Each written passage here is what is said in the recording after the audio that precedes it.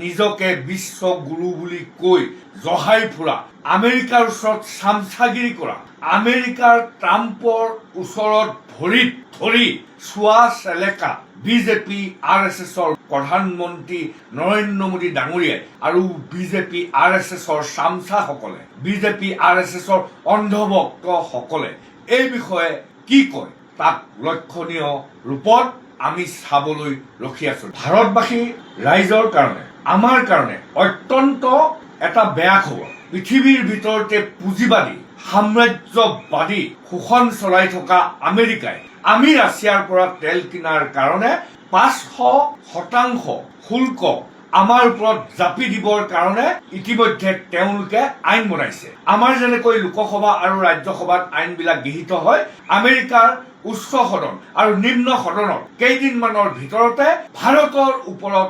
500% শুল্ক জাপি দি আমাৰ ভাৰতবৰ্ষৰ জনগণৰ অৱস্থা তছ নছ কৰি দিবৰ কাৰণে সাম্ৰাজ্যবাদী শক্তি আমেৰিকাই সিদ্ধান্ত গ্ৰহণ কৰিছে।